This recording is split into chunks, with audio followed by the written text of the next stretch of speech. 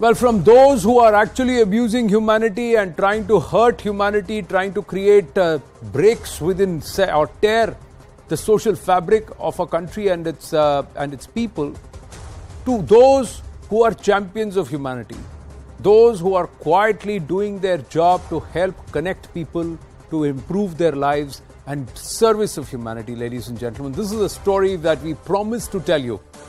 This was after KJS Dhillonji was here, the former GOC 15 Corps, who talked about Inayatullah Sahab, or Tulaji, as he's called, the man who's the first to take that bulldozer into 30 feet of snow on that treacherous Zojila Pass and opens up the passage to connect Ladakh to the valley.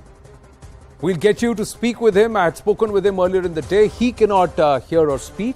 So there was somebody who's interpreting and somebody who's been there in that dozer with him for many, many years. Bashir Bhai. So Bashir Bhai and Inayatullah ji join us. But before that, flashback. The whole story of Tulaji. I have stayed in the place called Baltal at the base of Zojila camp, the Zojila Pass, for more than 2 months as a young captain in 1989. And this pass, you cannot see the alignment of the pass, you cannot see the pass also because it's totally covered with snow. And let me tell you, the leading dozer driver of Beacon, Project Beacon of BRO, is a gentleman called Mr. Inayatullah. He is popularly called Tula of Zojila. He is the leading dozer driver who finds the alignment of the road and he makes the first cut in the snow, 30 feet of snow. Wow. And then other people follow him. And beauty of this man is, he is specially abled, he cannot speak, he cannot hear. But he is the leading dozer driver who leads and who makes the first cut in that snow. And his name is Inayatullah and is very popularly called Tula of Zojila.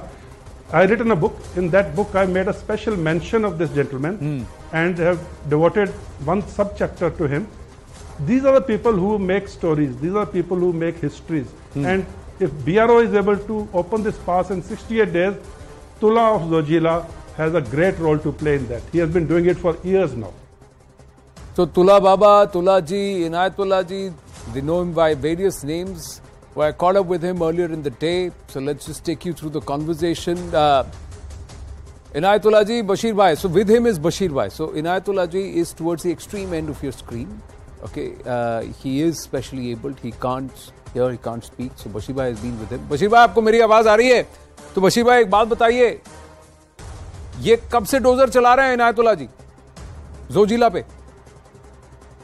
ये 1993 में शुरू किया है साहब,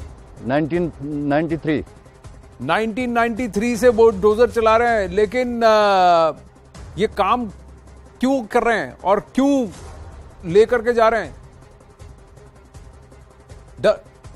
ये जोजिला में ही dozer चलाते हैं ना साहब। हाँ। बचपन से इसने डोजर ही चलाया, जब से काम पे आया तब से डोजर ही चलाया सर। हाँ। लेकिन 30 फुट स्नो में जोजिला पास कैसे चला सकते हैं? उनको कैसे पता रास्ता कहाँ है, खाई कहाँ है?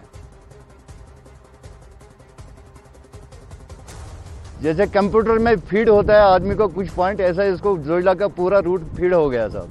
कहाँ कॉर्नर है, कहाँ टर्निंग है, पूरा फीड है इसके दिमाग में। इसको बताने की जरूरत नहीं पड़ती है सर, पूरा डाटा इनके दिमाग में फिट है साहब, जैसा कंप्यूटराइज होता है ऐसा है सर। तो आप भी डोजर में इनके साथ बैठते हैं? क्योंकि इनको कभी डाउट होता है कि मैं कहाँ जाऊं, कैसे जाऊं, कभी इशारा करते हैं आपको? ये तो गूंगा भी है साहब, बहरा भी है, लेकिन सब इशारे पर हम लोगों को आइडिया है, इसको इशारा दिखाने से सब कुछ काम कर देता है साहब ये। लेकिन कभी इनको डर नहीं लगा? मैं ये जानना चाहता हूं, कभी इन्होंने कहा मैं नहीं जा रहा? ना, कभी नहीं बोला साहब। सबसे फर्स्ट लीडिंग डोजर इसी का होता है साहब, इनायतुल्लाह का। तो लेकिन एक बात बताइए, इनको पता कैसे रहता है इतनी स्नो में रास्ते का? कैसे पता रहता है, कैसे काम करते हैं ये? नहीं, ये तो अपने दिमाग से हर कोई काम करता है साहब, लीडिंग में यही होता है। हाँ, लेकिन जोजिला तो बहुत खतरनाक है, मुश्किल नहीं होती, तकलीफ नहीं होती? आप भी तो डोजर में बैठते हैं उनके साथ।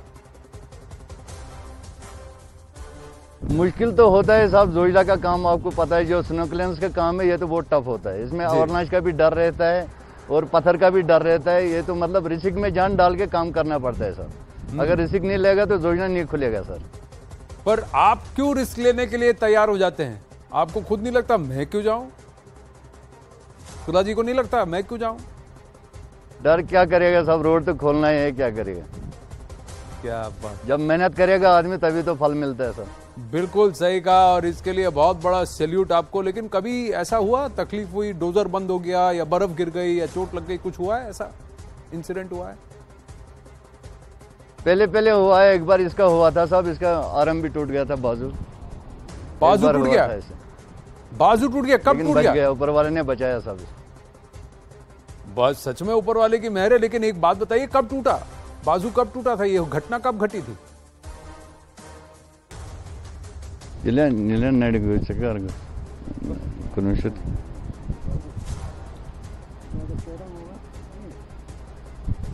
$92 बता रहा है, 92 में।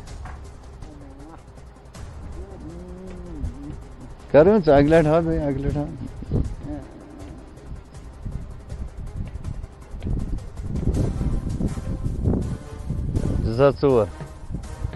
2004 में हुआ था साहब एक्सीडेंट इसका। 2004 में हुआ था, आपको याद नहीं? 2004 में हुआ था, आपको याद नहीं? लेकिन सर इसका बाजू टूट गया था बाद में।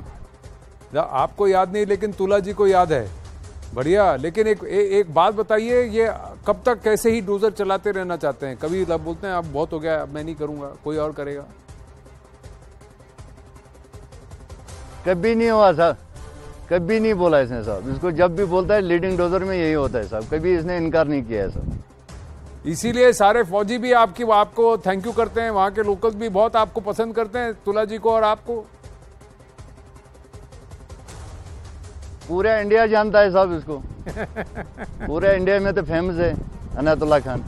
बिल्कुल, हमारे लिए तो अब आप हीरो हो गए हैं इनायतुल्लाह जी। और बशीर भाई, थैंक यू वेरी मच कि आप उनके साथ रहे हैं और आप उनके साथ मिलकर काम कर रहे हैं। इनायतुल्लाह जी को प्लीज कन्वे कीजिए कि हम सब की तरफ से उनको सलाम।